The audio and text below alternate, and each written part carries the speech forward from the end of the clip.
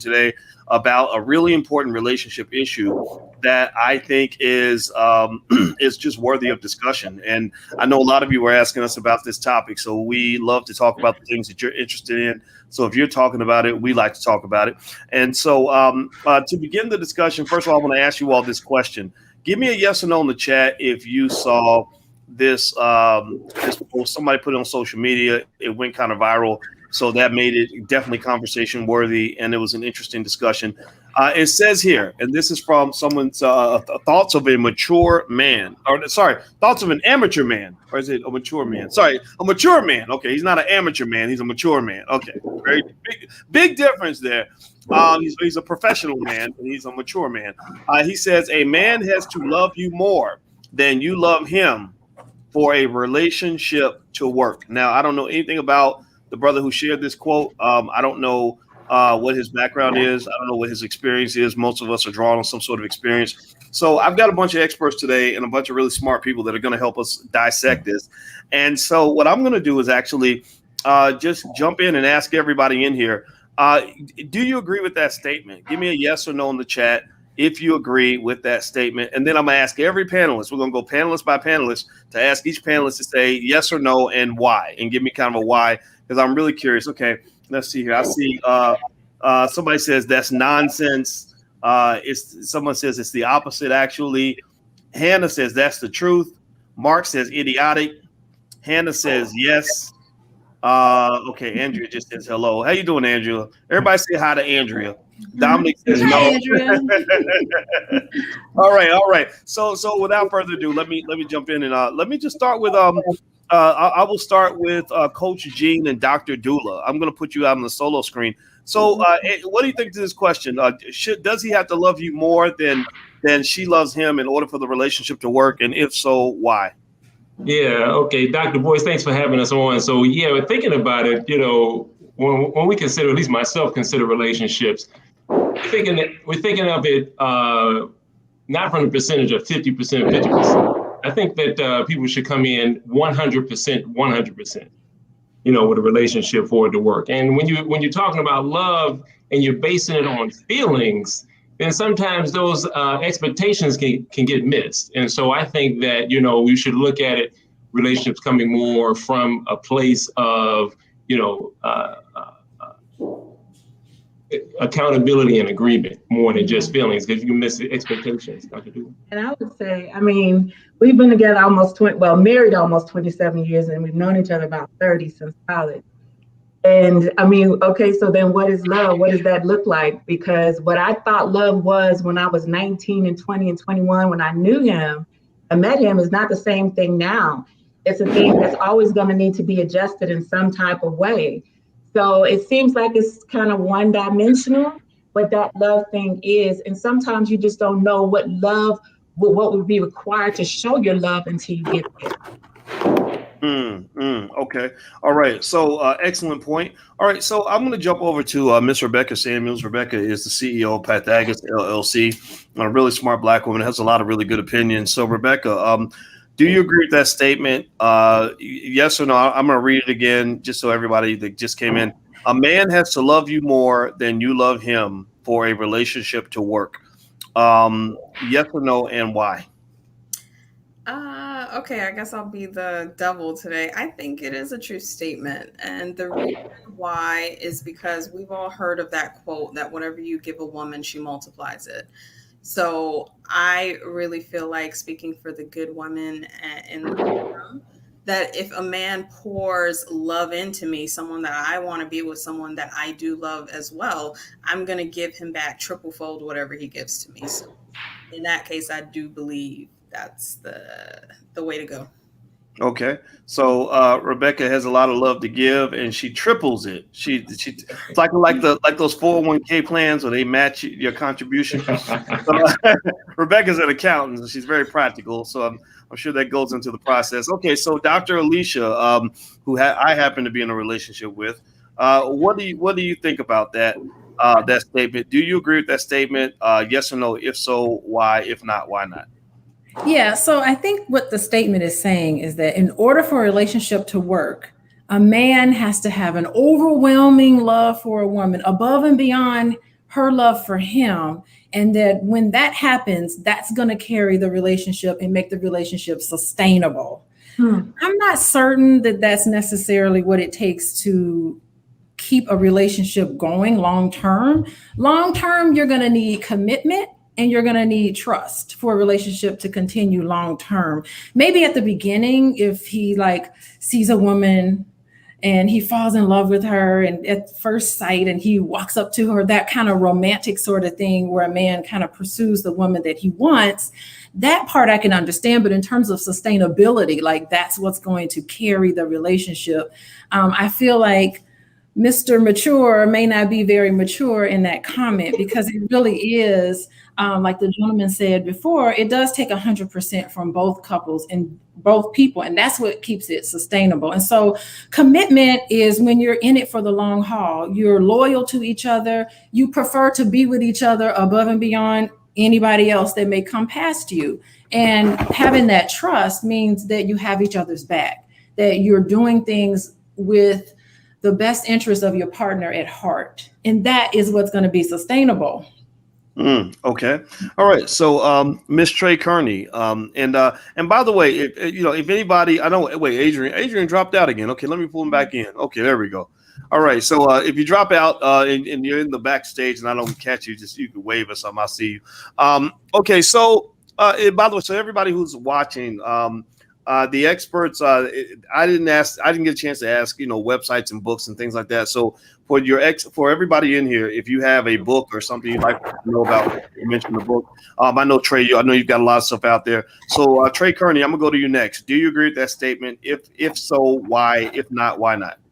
No, I totally don't agree with that statement. I think a man has to love himself in order for a relationship to be sustained.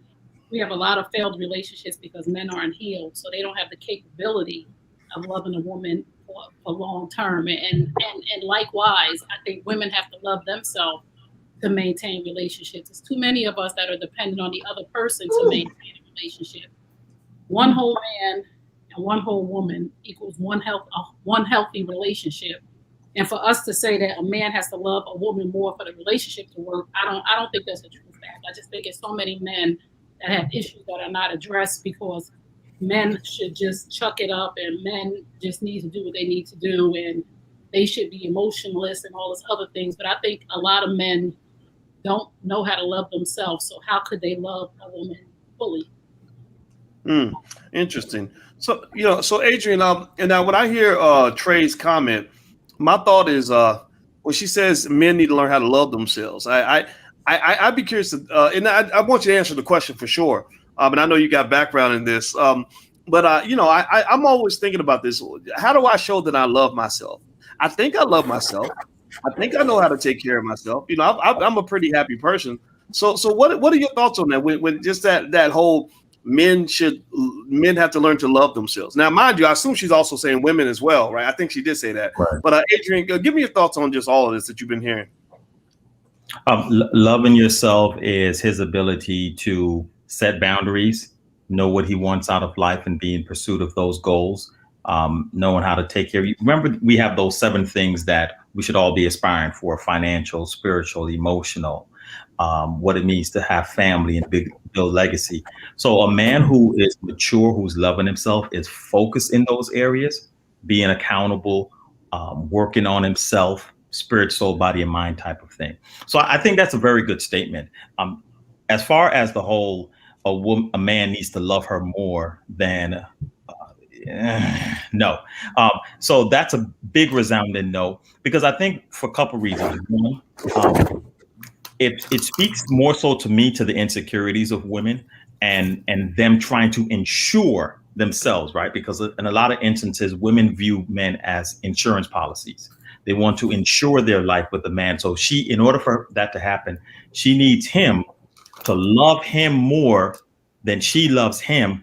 And then she can buy into that. I think the long-term effects of that is we keep on undermining the emotions of men. Men want to be loved. Men want to be respected. Men want the same emotional exchange that women want.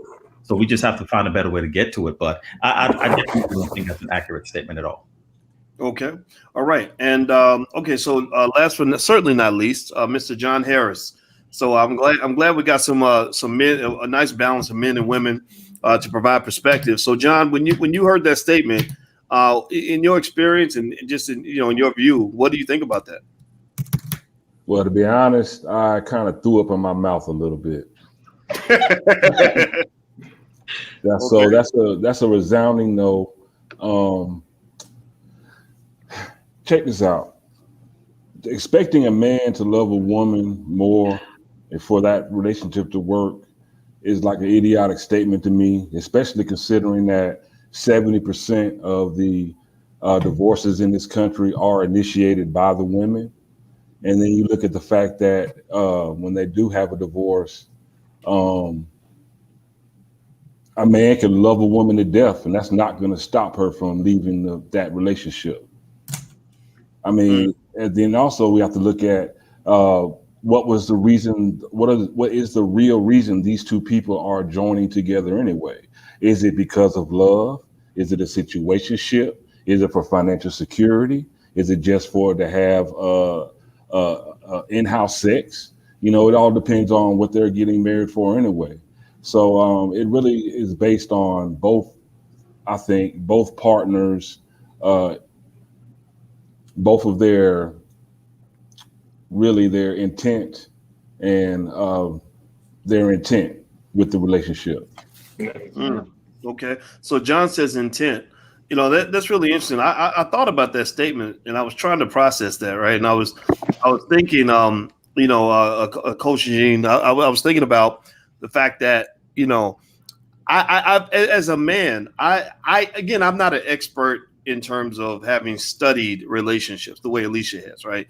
But as a man, I'm pretty good at that, and I kind of know a couple things about that. I can say that that when I met her, I was really enamored with her, and I was really excited about a relationship with her. And what I have found in my own life, without telling on myself, is that when I really am excited about a situation, I tend to be on my very, very, very best behavior.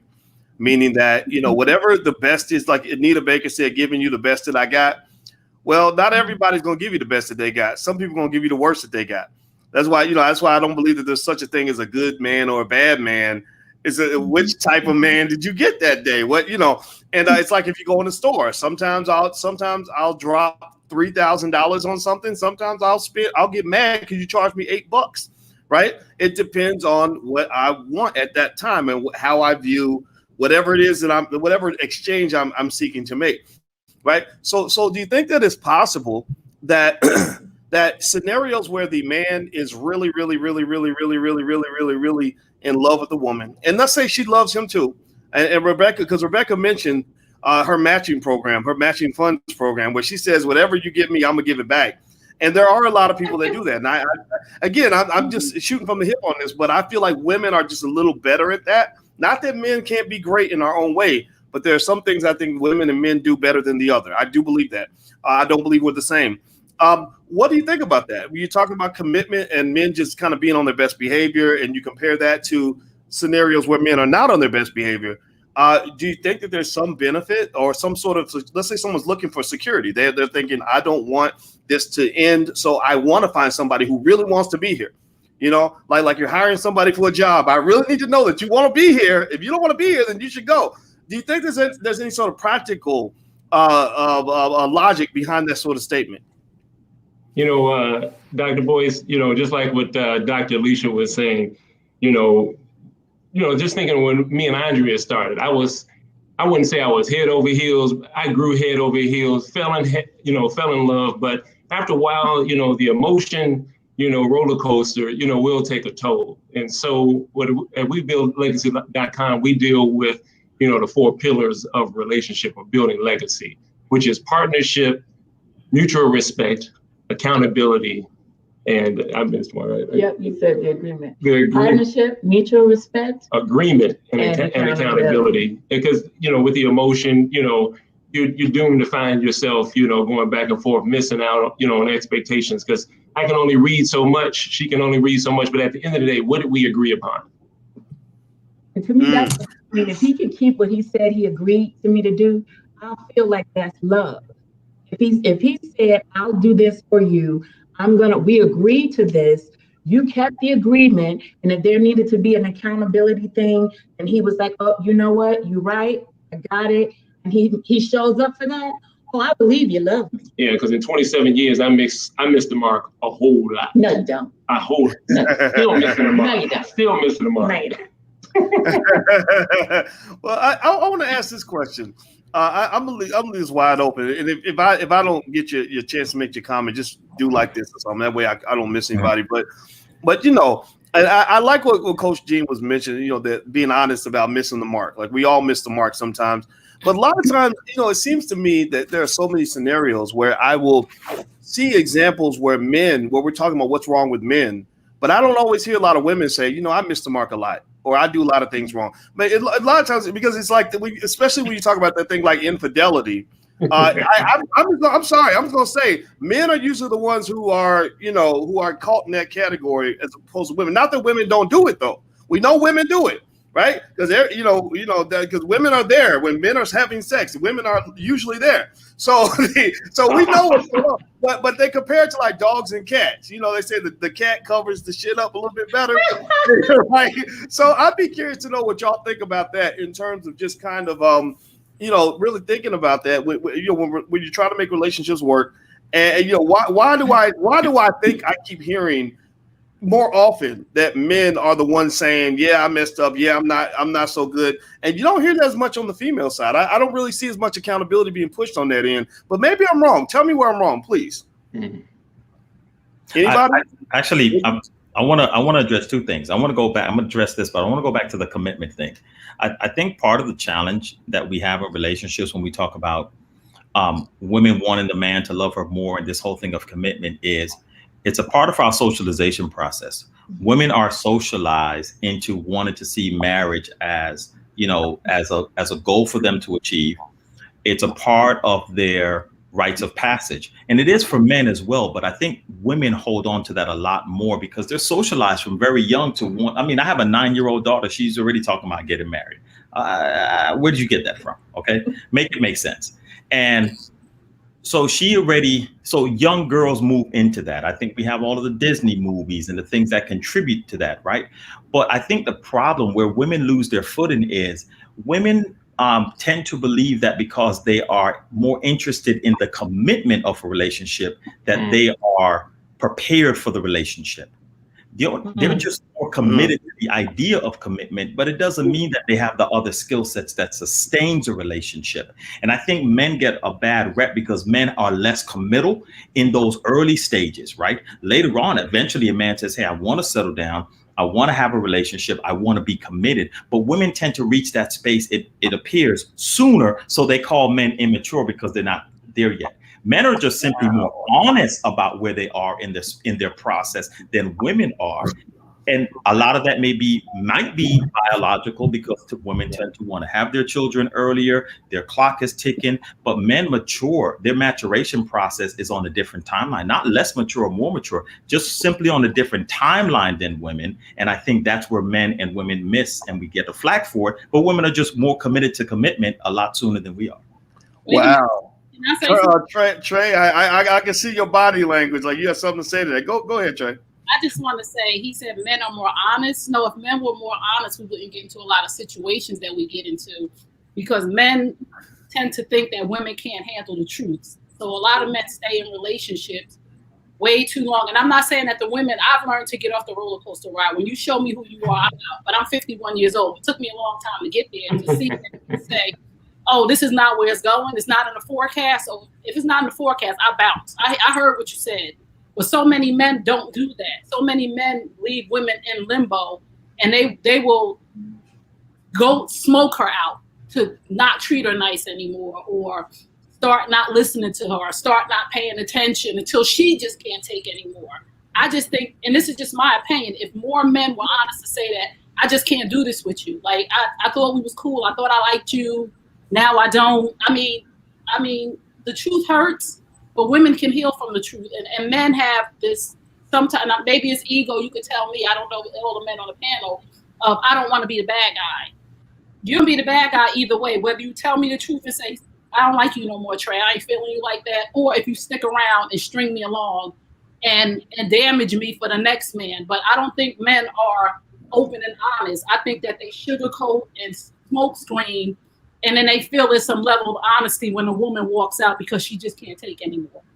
Yeah, Wow. but I think what you're talking about is during the process of the relationship. But when we go back to that meme of a man needs to love more, in that beginning stages, the question becomes, what's driving that motivation to push for these relationships, right? And I think that's where you get the two different motivations and different definitions around that word commitment. Right. I'm gonna ask y'all a question. I'm gonna throw again. I'm just gonna throw out a bunch of statements. Some of them might be stupid, but I don't care. Jesus is telling me to say these things, so I'm going to do it. I believe that women grow up wanting marriage more than men.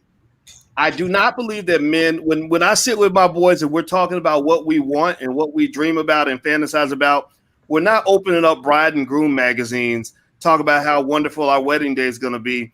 I used to be really confused when I would see women that would go to weddings and like they would cry or get horny or whatever reaction. It didn't make sense. I was like, weddings are boring. Weddings, what? So here's my logic. Again, I'm just being straight logical on this. Probably too logical. I always felt that if you're trying to get somebody to do something that you want to do, but they don't necessarily want to do it as much as you do. They may like you, but may not want to do it as much as you. Like, let's say sex. Let's flip it to sex, right? Women and men both love sex, but y'all know that there's a difference in terms of like a man. If you look good, some men will take you right. We can go to the hotel in 10 minutes, right? Like that's just a lot. That's just what you see, right? Not to say women can't do it too. I'm not saying that. I'm saying though that I see it more on one side than the other in my experience. So I was always raised to believe this: if you want a woman to sleep with you, then you have to go above and beyond. She's not like I wouldn't sit around saying, well, why if she wants me to bring her flowers? Well, no, she should be bringing me flowers. No, I shouldn't be taking her to dinner. She should take me to dinner because she's going to enjoy the sex too. Like men don't say stupid stuff like that because then you'll never get none, right? But you flip it, right? So you go ahead. You got your finger up. Go ahead, please, Rebecca. No, that's the new age men. They actually do say that now. Why am I going to do all of this stuff? You're getting pleasure out of sex just like I am. Literally just had this discussion. They do. Ooh. Times have changed. Okay, all right, to bring me into the 21st century. But I will say that I was raised to believe that if you wanted something from someone or wanted to persuade them in some way, you had to do a little bit more. But I don't hear that with marriage. I kind of hear everyone sort of talk about the 50-50 thing. And I'll just tell you the truth. I didn't grow up wanting to be married, so if I didn't feel like it was really going to make my life better, I wasn't going to do it. It wasn't like I was sitting there saying, oh gosh, I'm 30 years old. I got to get married soon. My clock is ticking. I never had that conversation with myself. So do you think that maybe there is kind of this thing to say, going back to that point, that maybe it's better he loves you a little bit more than you love him, that maybe the guy who really is into you, like super into you, is going to be that guy who's like, okay, I'm willing to do this with you because I just think it's so great to be with you. Like why? Tell me why that's a crazy statement, please. Okay, can I jump in for a second? Yes, I mean, I know you said this is what men say when they're around each other. And I'm just going to tell you what men say when they're in my office and there's nobody else around. Men do want to be admired. They want to be appreciated. They really want to be in a relationship where they feel supported. They want to make themselves vulnerable to a woman. They really do want to have that deep connection and they want to have that relationship, but they're scared. They're scared that they don't trust themselves, that they're going to get their heart broken, that they're going to get all their money taken away, that they're going to be humiliated. And so fear is what holds a lot of men back. But, I've had men cry in my office because of what a woman has done, or for the fact that they want to even tell their partner that they're sorry for something that they did. And all this ego and all this other stuff holds them back. So a lot of men are conditioned when they're around other men to just say what they think other men want to hear. But men want love and commitment just as much as women do.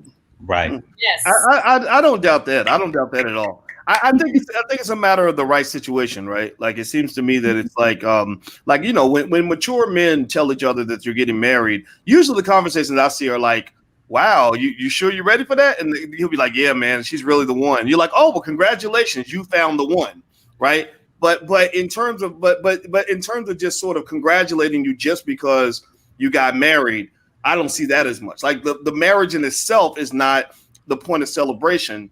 It's the fact that you met someone that you love enough that you're willing to give away. Like, especially you talking about men with options. You know, like I know guys, NFL guys, movie stars, millionaires, who are like, I got a lot of women I know, but this is the one I picked above and beyond everyone else. And that I think is a different trade-off than the guy who, has nothing else to do. I don't know. What do y'all think? I mean, do you think that it matters if the guy has options or not? I remember what was it? I think it was Chris Rock. Remember, tell me what you think about that statement. Remember when Chris Rock said, men are only as faithful as their options. Like, why was that an offensive statement? And tell me what you think about that statement and why it was offensive. I'm sure someone's offended by that statement. I'd like to know what you thought of it. Anybody, please. I'm not offended. Listen, I'm just going to say this. I have a pledge that I just launched today for Women's History Month, #NoSideChicken, where I'm encouraging women to honor, guard, and respect each other's relationships so that we can, my mission is to get 1 million women to honor the pledge. A lot of the problems that we have as women is that the fact that we allow ourselves to be options. And we complain about men and say men are dogs and men cheat and men do this and men do that. But who they doing it with?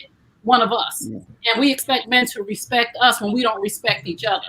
We're never going to get the respect that we deserve or the respect that we earn if we don't show up for each other to say, I'm not going to sleep with somebody else's man. So why would a man respect any woman, or why would they not try to have other options if we continue to be options? Men go from one woman have a kid to a side chick have another kid, to another chick have another kid. So it's 3 women who are single mothers based on the fact that we were willing to sleep with each other's men, but then we complaining about the men when we are enabling them to do these things. If we said, no, I'm not sleeping with you, you got a girl, what? I know so many women these are the women I talk to. I talk to women, the wife and the side chick, who knew a man was committed and still talk to him. I said, that says nothing. Well, he's the one that's committed. I said, what does that say about you, that you would make yourself second? So we have to look at that statement as men are as committed as the options they have. Why wouldn't, if we all can have our cake and eat it too? I mean, why wouldn't we? Women I did it. Like I said, I had a husband and a boyfriend for many years because it was as good as my options were until somebody gets tired and gets off the roller coaster ride, which was me with the man I cheated with, because he cheated over and over again. So I had to make a decision to get off the roller coaster ride because I wasn't going to be an option. So we have to stop as women being the options to men, and then the infidelity problem we'll probably never see it go away in our lifetime. But if we follow the rule to honor, guard, and respect each other's relationships as women, we wouldn't have this problem.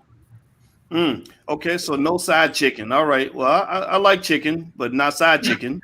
No. All right. So I see John has his finger up. So since I haven't heard from you in a while, John, I'll let you go in, and then Coach Gene and his wonderful wife. You two are next. Go ahead, John. Well, I have a couple things to say very quickly. One is I think people are only as faithful as their options. Because if you look at today's the way today's set up with the OnlyFans culture and the hot girl summer and things like that, these women are acting just as reckless as men are purported to act.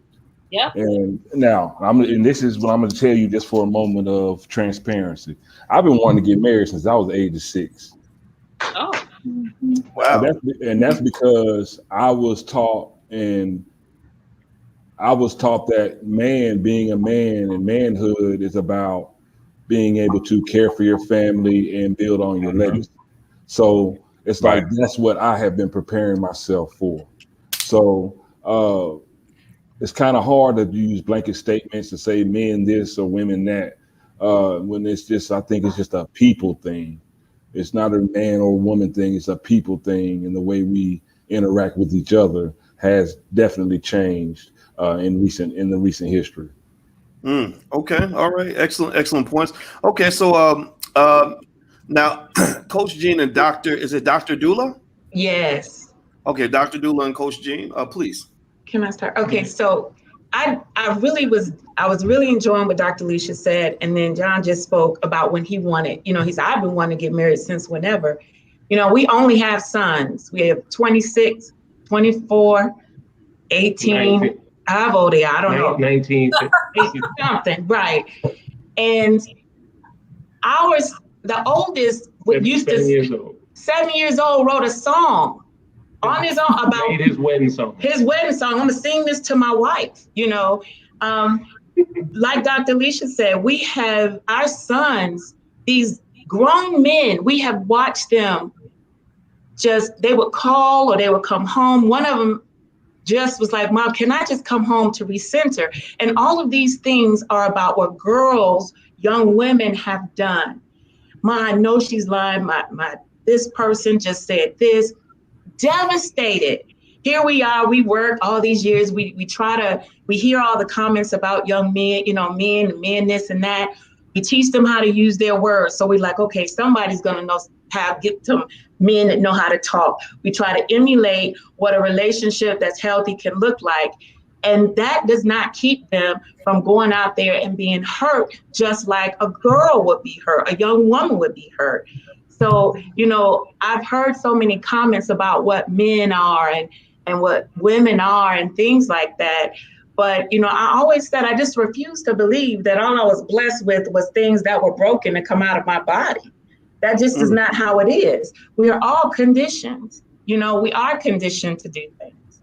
So I just, we are human, If I could real quickly, Dr. Boyce, relationships is a skill set, and ultimately we all bring in baggage to the relationship, every one of us. And so it's just a good thing for us to continue to have accountability outside the relationship to come in to assist us with knowing how to connect the dots, and how to draw the same picture at the same time. What is our perspective and perception about how we're going to engage in this relationship, in the end. So, it's just, sometimes, we don't think that we need, relationship education, and it is a skill set, and we need to learn again how we're going to do this together. So. Yeah, well, I know that everyone in here has some skill and some background in that area, and I agree with you 100%.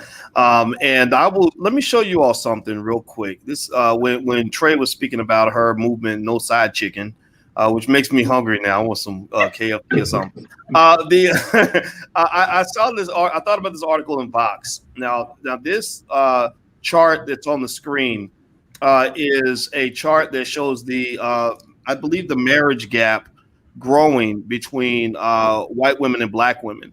And one of the things that they mentioned in here, and I'm gonna read some of this to you all, and I'd love to get the experts on the panel to address this and give us some insights into this.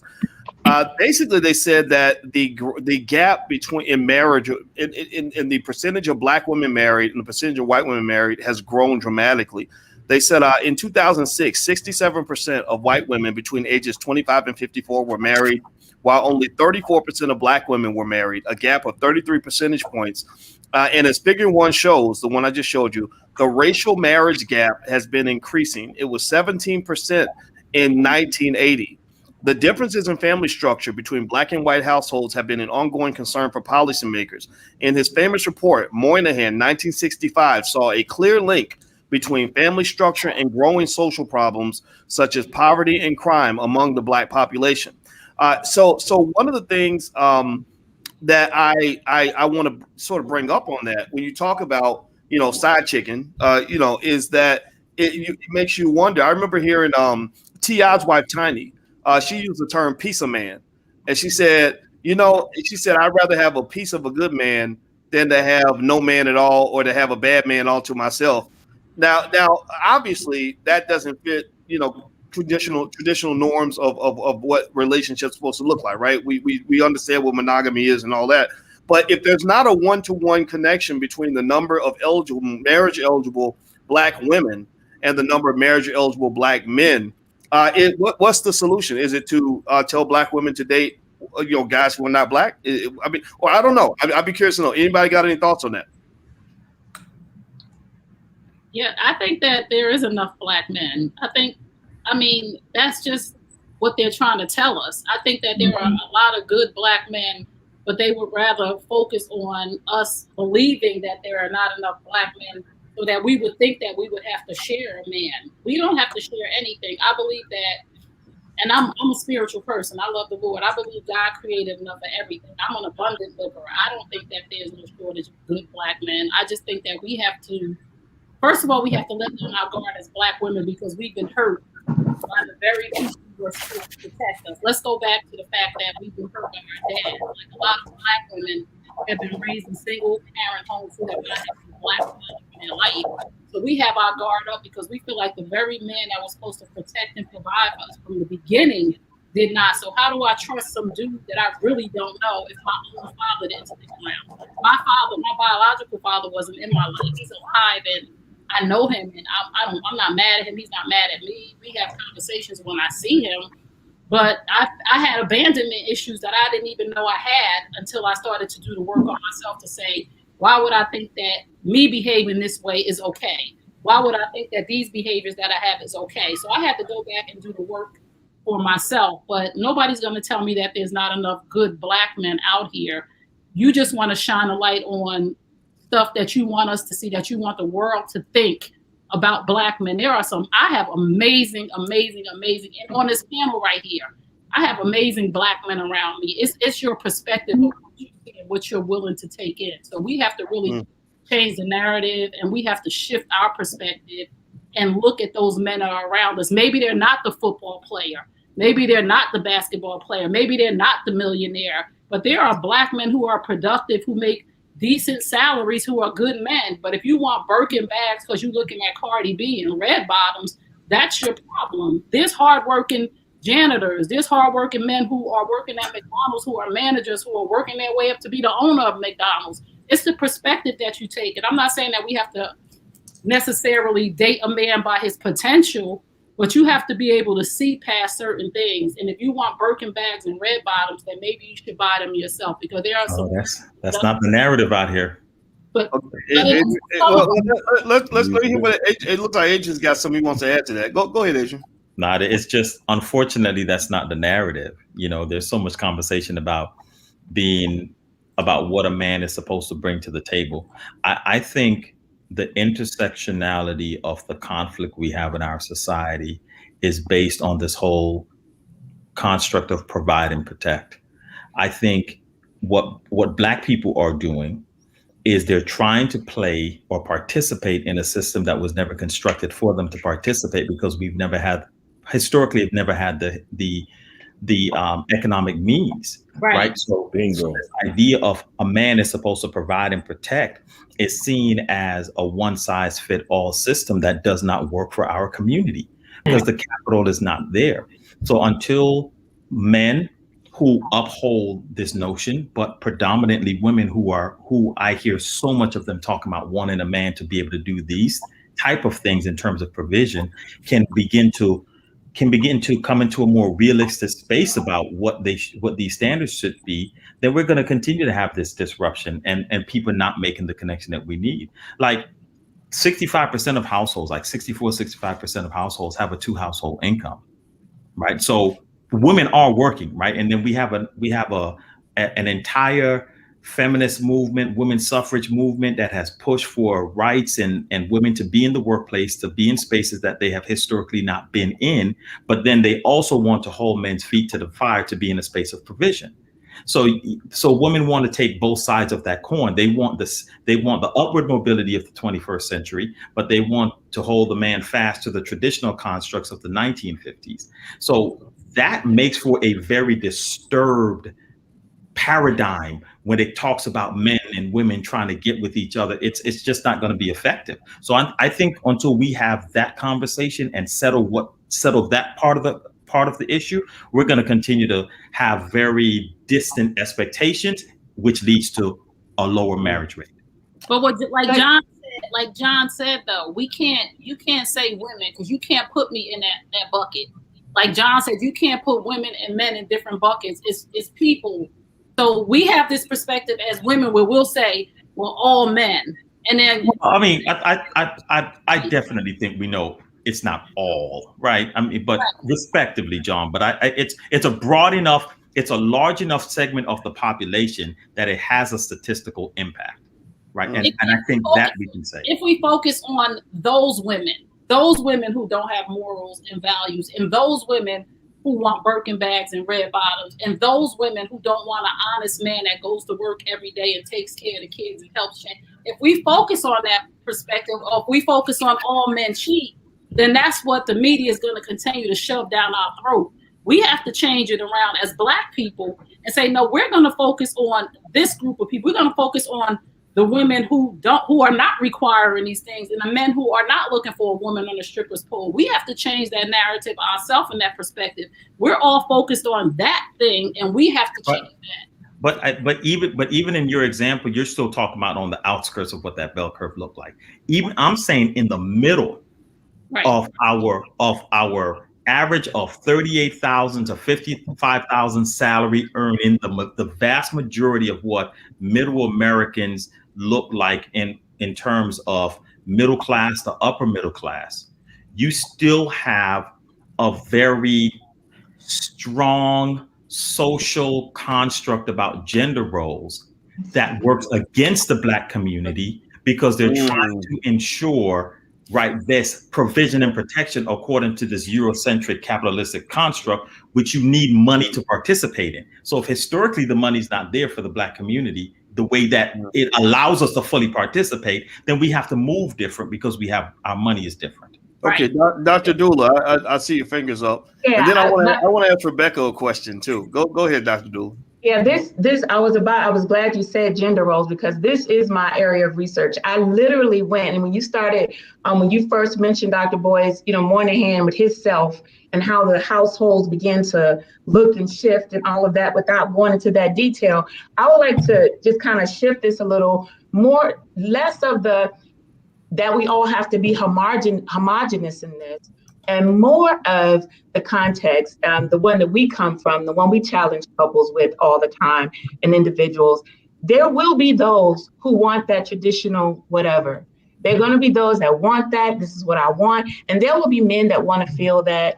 There will also be those that are more egalitarian. They say, no, we're going to figure this out the way to. And then we always talk about what we call the crown couple, the ones who they say they want one thing, but the man still says, well, no, but I want to look like this. I'm saying all that to say the notion that we have to, we need to come into this one space is unrealistic for the reasons that Adrian just mentioned. Okay, a lot of us are striving, and this is one of the issues I do have when we look at things as a Black community. We're striving. It's like, okay, we're going to get this thing. We're comparing ourselves to individuals, to a society. Yes, we're comparing ourselves to this standard that wasn't even worth trying to meet. And I'll say it this way really quickly. It's like the thing that spurred this for me was when I heard someone say, there was a time when women could stay home and they didn't have to work. Well, for who? Because I had never met a woman in my family who didn't have to work.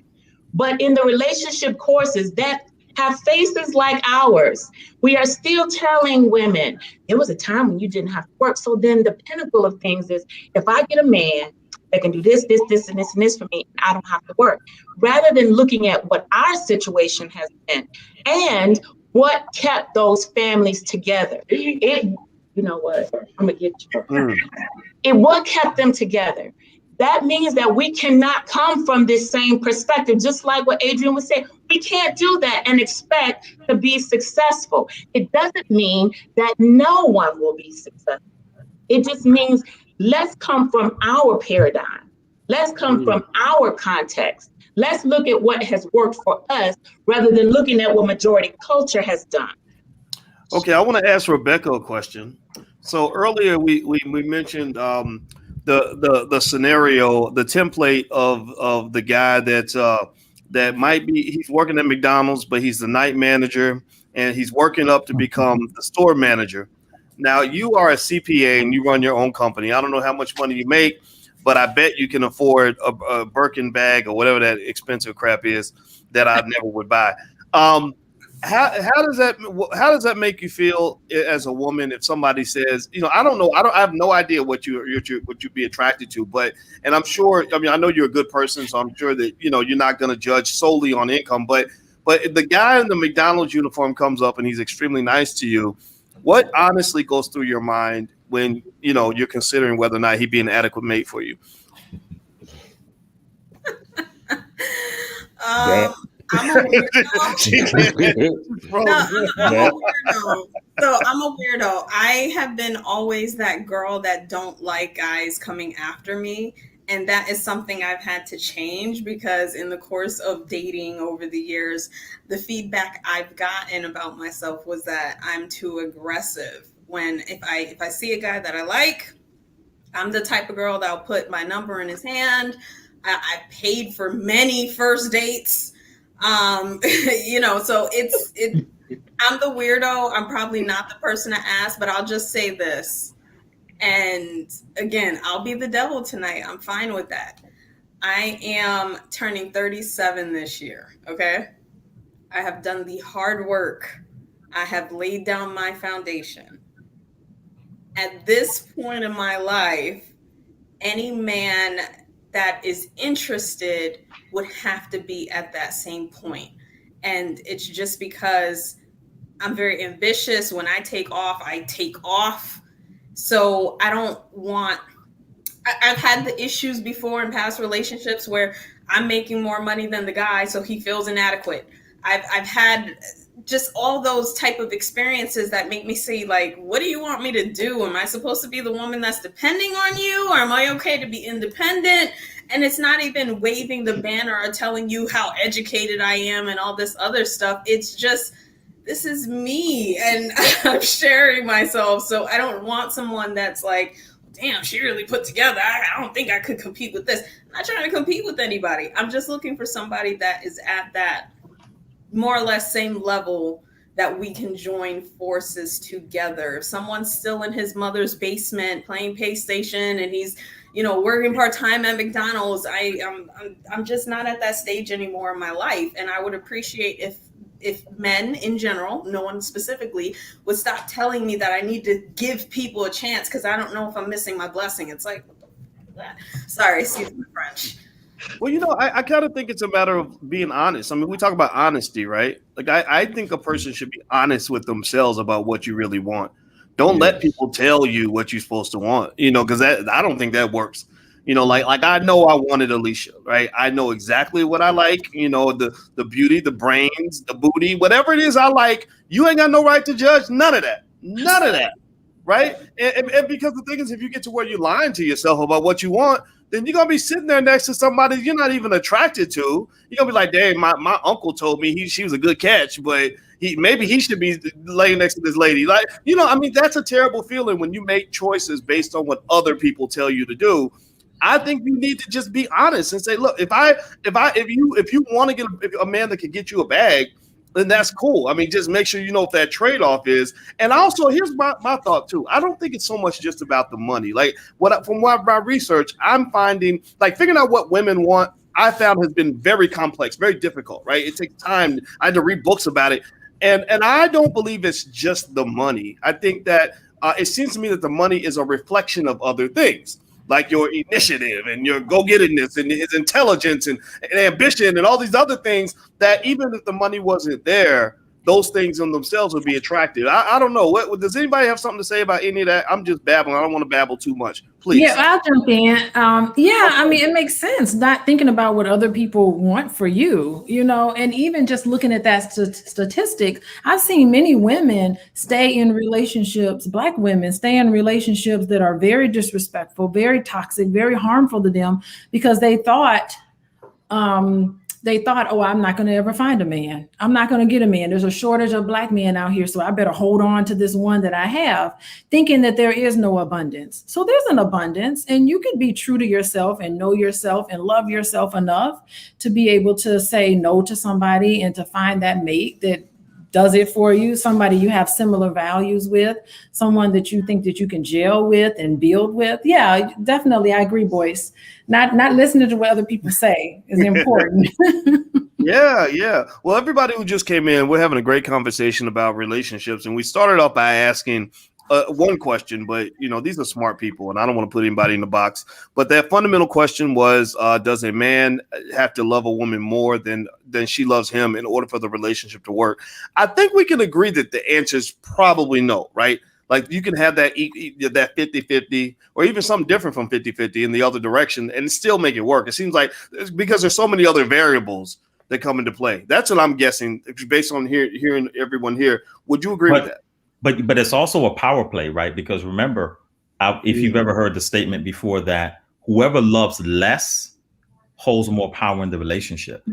Yep.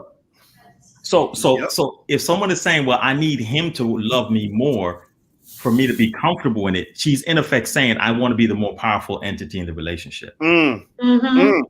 What? Okay. Yeah, that's a good point he just made, and you see that. I've read on that too that there are power dynamics in a relationship, and the power dynamic can actually flip. In fact, I remember reading, John. I saw your hand go up. I'm gonna call you next. I actually read that the person who dumps the other person first has an easier time walking away from the relationship. So literally, you can have somebody you want to break up with, but if they break up with you first, you'll start to want them back because they walked away from you because you're feeling these abandonment issues. I know Alicia knows all about that. So, John, what's on your mind, brother? Okay, well, first of all, how do you quantify love? How do you say if one person loves another person more or not? That's the one thing. And another thing, we have to look at the state of the Black community. It's hard to date and relate. Look, it's been a decline of the Black family since the New Deal. The whole middle class is shrinking dramatically. You had mass incarceration. Black wealth is approaching zero by 2050. I seen an infographic on Fox News that said the Black median household is like $17,100 and the white median household is like $171,000. So if we're talking about dating and relating when it comes to our people in this country, we have a lot of things stacked up against us anyway to be trying to base our relationship framework around their ideology. So we just need to be real with ourselves and find you somebody you like and you love, but make sure you like them too. And y'all do what you have to do, whatever works for you to make that relationship work. I said it just starts with self-love. Like people are staying in relationships far too long when you can't ever repair the relationship anymore. You're walking out hating each other and having to heal from stuff that's not necessarily necessary to heal from. I just think when you love yourself, when you do work on yourself, and I just believe in our community, we just have been taught that, and I know we're talking about men and women, but women have been taught that we have to suffer through a relationship. Like Emily off of Love and Hip Hop with Fabulous. She got the prize now. Like she walking around and he finally flaunting her on social media. But look what you had to go through to get to that. Like you stayed with that. Like we talked about Future and Ciara last week. Thank God Ciara got off the crazy train before he drove her crazy. Emily, he knocked your teeth out. He's been with other women. And now you feel like you want a prize. Why do you think he's a prize after he abused you that way? So we have to love ourselves. Two people in a relationship really have to love themselves enough to know that if this, I have to get out of here. And I said it before, a toxic relationship, if you're in a toxic relationship, you're toxic too. So every time I was in a toxic relationship, I knew I was toxic. So at this age now, when I see toxicity or when I see something that's just not right, I'm okay with that. Like, and so many of us are not, because like whoever said, I'd rather have a piece of a bad man than no man at all. Because you're not healthy to even say that. Like, I'd rather be with a man that'll knock my teeth out and hide it just so I can have a man. Because you're not healthy. We have to learn as Black people that Self-love is healthy, and we have to be healthy in order to be in whole, healthy relationships. And that's one of the things that's lacking in our community, not accepting the fact that we've seen some things and we carry some baggage that we must put down. But it's my baggage. I got to go deal with my baggage. I'm not, and so many of us are expecting a man to deal with our baggage. Well, he put me through this and he put me through that, and you ain't going to do this. You shouldn't be in a relationship if you're going into a relationship with that mindset, and vice versa for the man. So if we had simultaneous healing, women are always healing, only to get broken by a broke man. And not all men are broken, but we tend to gravitate toward a broken man when we're healed because we think we can fix him now. If we had simultaneous healing where men were getting help that they need, black men, and black women were getting help that they needed in the community, we would have whole households. Like, we are tearing each other up because we're not willing to do the work in ourselves to be healthy enough. I'm not staying with toxic girlfriends. You gotta go. Men, you gotta go, because I value my mental health, because it's about our mental health. So I want to ask Adrian a question. Adrian, when I hear a lot of rhetoric about like I heard what Trey had to say, in terms of talking about when you got to let go of a toxic man, and she mentioned Fabulous, and I guess I don't know anything about Fabulous and Emily, but I guess Fabulous did some terrible things to her, knocked her teeth out, stuff like that. And she talks about abusive behavior on the part of men. What I don't really hear people talk a lot about is abuse that men experience from women.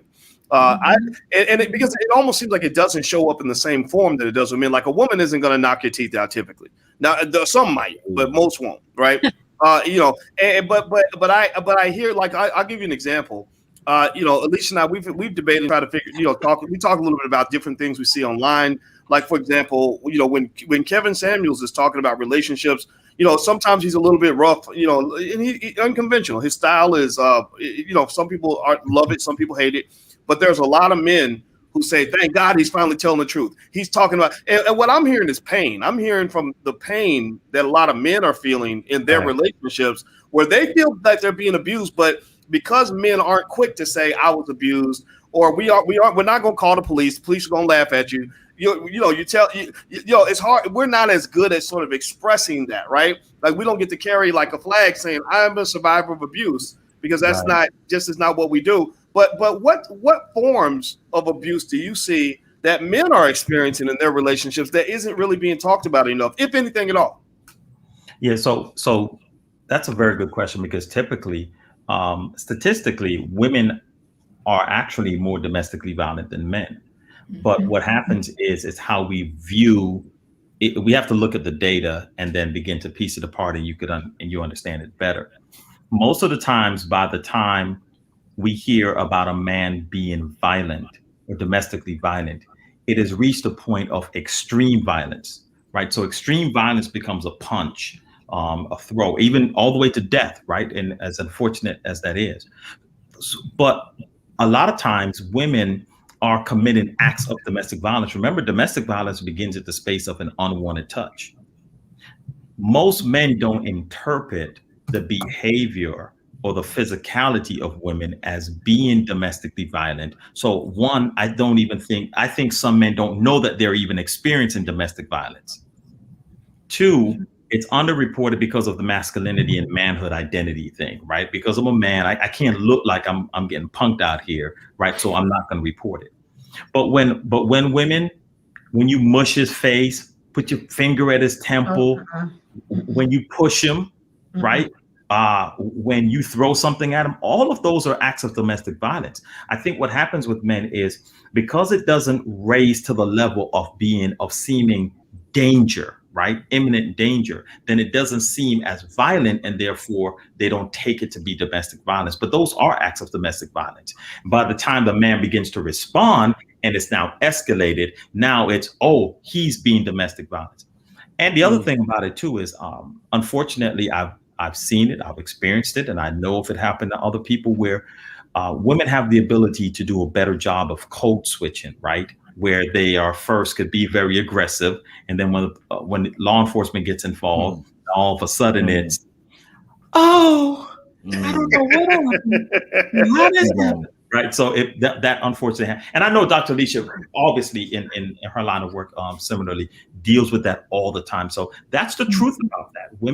Women are actually on the lower scale of violence, are more domestically violent than men. Men are more violent on the more more violent on the more violent offenses on the domestic scale of violence. Well, also, I was thinking also about other forms of violence where nobody hits anybody, right? Like I've seen people accused of being not violent but being abusive without it hitting anybody, right? Like you'll hear he was emotionally abusive, right?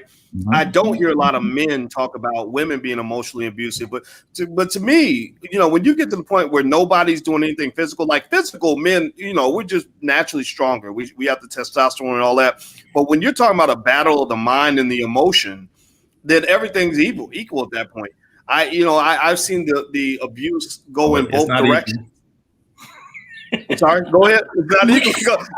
What do you want to explain? I had said it's not equal. Women, women's communication skills are above par.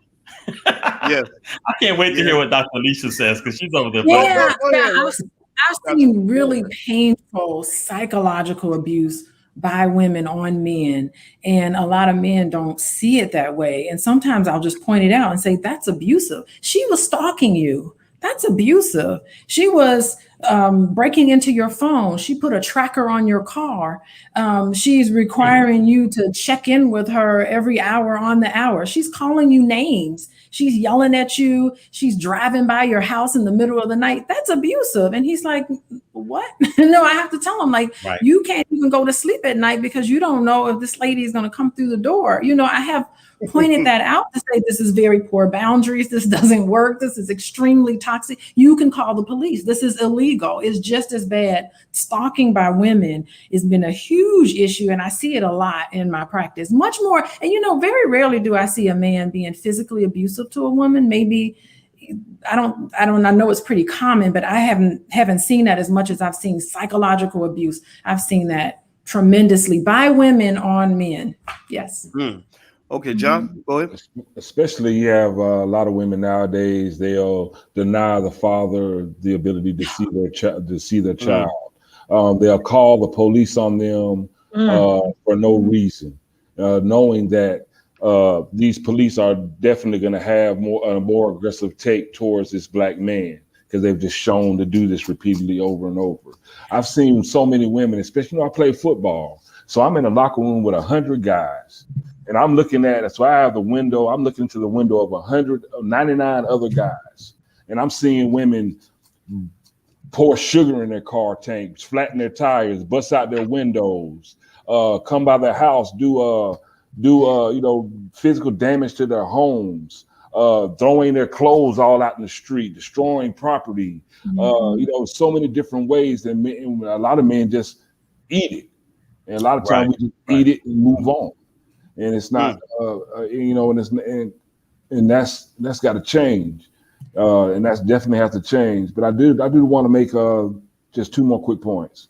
One, people, men and women, I don't care what color you are, in between relationships, detox. Take your time to detox. Some people, they jump from relationship to relationship to relationship, and they carry out. They're in relationship number 4, and they got five relationships worth of baggage that they're bringing into this relationship. You got to take time to detox, and that's the part of loving yourself. Take the time to process what went through, get that person out of your system, take accountability for your part in that relationship, heal yourself, and then once you feel like you're ready to go on to a relationship, do that. Second point I want to make is there are 7 billion people in this world. And people are looking for their forever one. That's a lot of no's, ain't it? Wow. So anytime you get into a relationship, just know there's a risk. Both sides are taking risks. There's no other side. Men are not taking more of a risk than women, and women aren't taking more of a risk than men unless they're just making a bad decision. And that will change the degree of risk. However, when it comes to a relationship, like I said, you're looking for your forever one. And there are 7 billion people on this planet. That's a lot of no's. All right. Well, I love it. Everybody, we were speaking tonight about relationships and and who needs to love who the most in order for it to work. Now, I started with a simple question. Everybody's been talking about it, but y'all know here, this is for intelligent Black people. So we like to elevate. And I want everybody in here that's listening to walk away a better person, the ability to treat other people better, treat yourself better through time. And one of the things I took away from this conversation is I'm learning, like everybody else is that importance of doing the work. One of the things about relationships I truly believe is that it's not one of those things where you want to be a do-it-yourself kind of person. As time is going on, I look back and I think, my gosh, the insanity of two 22-year-olds thinking that they can figure it all out without any help, right. Without no therapist, without no referees. I know, Adrian, I know that you are a conflict resolution specialist. I think they should all be hiring you, just, people like you, in order to just work through things. Just that ability to communicate or to know how to de-escalate a fight is a science. Like, this is not just some easy stuff. So everybody watching, especially young people, like, pay attention. Like, we're not in our 20s. I don't think anybody's here in their 20s. Y'all look like you're in your 20s, but you're not. We know that, right? So you've learned a few things, and I think everybody who's young, please listen to that. You got to do that. So what I'd like for everybody on the panel to do, and first of all, everybody in the audience, please hit the thumbs up button, share button, subscribe button. We're trying to build intelligent Black media. We can really use your help. Number two, if each of the panelists could maybe give like a quick 90-second summary recap of what we can all just kind of learn from this conversation, what you learned, what we can walk away with. I would appreciate that very much. And I can start with you, Coach Gene and Dr. Dula. And since there's two of you, you can do double time, please. Yeah. First of all, I just wanted to say thank you for being a part of this amazing panel with these amazing individuals. Thank you so much. If I get anything out of it, especially listening to John and Trey, there is another dimension to relationships. And we do have to give ourselves time to heal. And Dr. Boyce, you're making a good point. We have to educate ourselves. We have to, get educated about skill set and how to unclothe ourselves, dealing with those issues and coming together, building legacy. Deconditioning. I do human design, so deconditioning. I just wanted to say, first of all, regarding like what Adrian was just talking about, or no, Dr. Alicia, about, men not knowing what abusive things are. Let's just try to treat each other like humans. And so that starts in the home. And we talk about that all the time with families and individuals at WeBuildLegacy.com. Because if I can treat him like a human being, and then I can demonstrate that to my sons, then they can never say that their mama was up in their face. And my husband was like, oh, he doesn't even play this. Even me doing this is a whole issue, because we don't play like that. I'm going to respect you, because if you come for my face, I already know what's going to happen. So how about I don't do to you what I don't want to come back to me. Right. The biggest thing I would say is, we have to figure out what we call it like planets colliding or combining. How can we combine? And we're all individuals. We're not the same. So, this is a human being. Do I feel a connection to this person? There is no one formula. And so we can help ourselves if we stop approaching life in that way regarding our relationships, because you will have to reconnect every once in a while. You'll have to figure that again. Because am I the same woman you married 27? Every season. And I love the challenge of trying to figure you out. Boom! I love y'all. Oh, I love y'all. I love y'all. I love it. That's so awesome. Thank you. So, Rebecca Samuels, your final thoughts?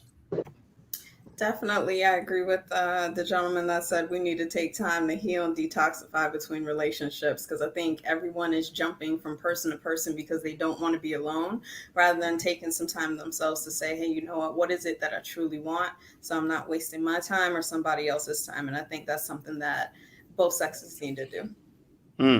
Well, I do remember reading something that said, and this is just a little random fact for anybody listening, that the worst thing in the world for you to do is to have a relationship with somebody who's on a rebound.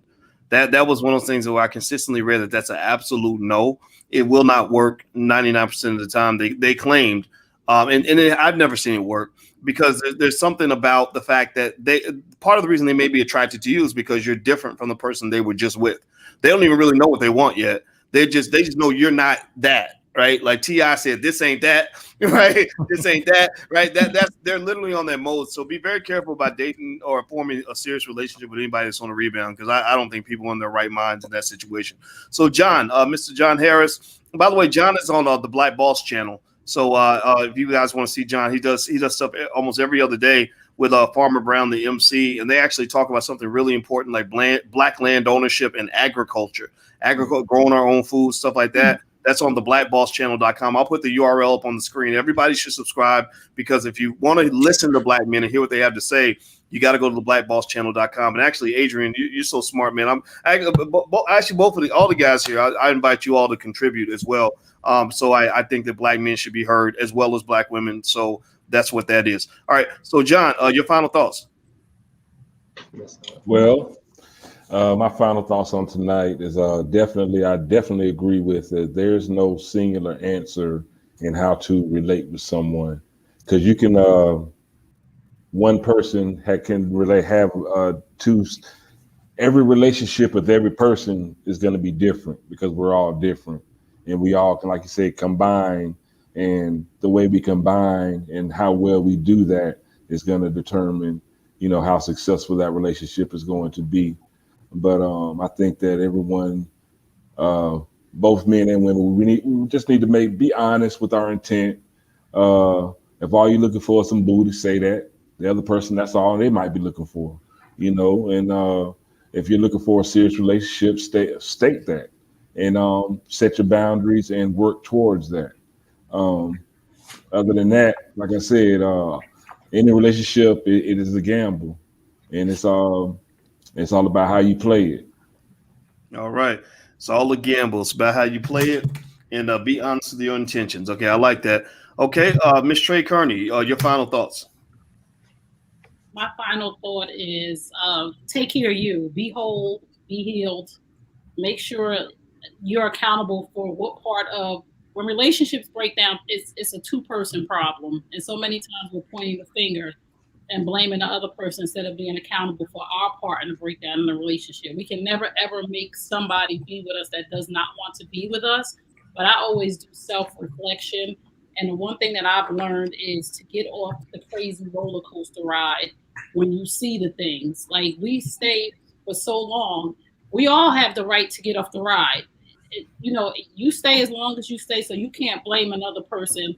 And like John said, if you are hurting, you should not be dating. You should be healing. You should be taking time to love yourself. If you don't want to be alone by yourself, why would anybody else? Okay. All right. So, Dr. Alicia, ma'am, your final thoughts. A final thought I have is that I like the piece about self-love. I'm glad we talked about that today. Every relationship we have can really be viewed as a reflection of the relationship that we have with ourselves. And that sets the tone for the right relationship. It rests heavily upon us. So if anything, you got to love yourself. All right. Love yourself. Self-love. Okay. All right. Adrian Carter, what are your final thoughts, brother? I think a lot of times the conflict that we have in relationships is centered around how we are using and defining the language, right? There's a lexicon that we've established around relationships, headship and leadership and rulership and self-love. I mean, they're positive parts of it. One of the things I want to leave people with is how people are defining leadership is often misconstrued. It's defined in a way that is a top-down model, a pyramid model. So that means that there has to be someone at the top, someone at the bottom. So when we talk about leadership, who's leading the relationship? Leadership is not gender specific. Leadership is a set of skills. So people keep on misdefining leadership because someone wants to lead. I don't want to lead my relationship in the sense simply because I'm a man and ensure that I'm leading over her because she's a woman. What I want to do is I want to appropriately demonstrate the leadership skill. You're right. You don't have leadership unless you have the skill. Do I know how to communicate effectively? Well, does she know how to communicate effectively? Do I know how to delegate? Does she know how to do that? Time manage, resolve conflict, take initiative.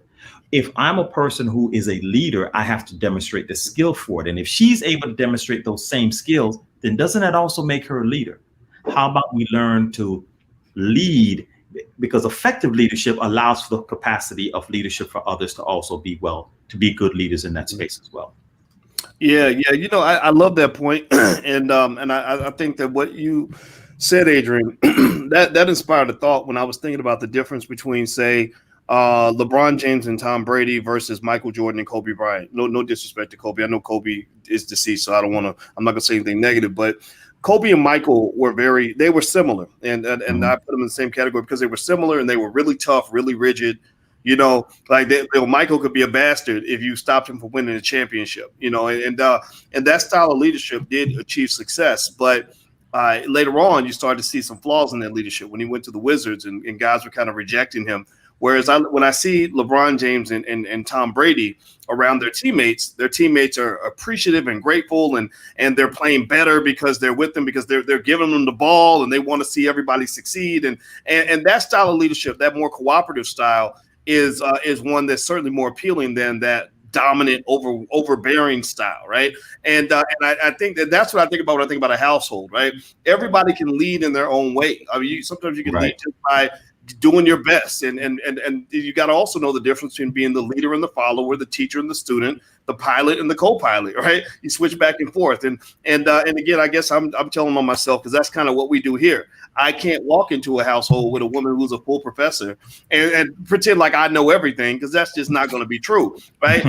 In fact, it makes me better though when I realize, hey, we got two good brains in the household, so let's figure that out, right? But you know, so what I'll say to everybody here, I will say this though, when I heard that statement, I kid you not, and I have to be honest, I heard it and I said, you know, theoretically, I don't think it's supposed to be true that he's supposed to love her more in order for the relationship to have a chance to work. Because again, it's complex. There are a lot of factors in there, right? You can't just sum it up to one thing. But I think about this. I go back to that point when I said that when I chose to be with Alicia, when I met her, I really literally remember that she was the most beautiful woman I met on the entire campus. She warmed me up with her smile. First thing she did was smiled at me, which made me feel welcome to sit down and talk to her. And then on top of that, she's smart and all these other great things, right?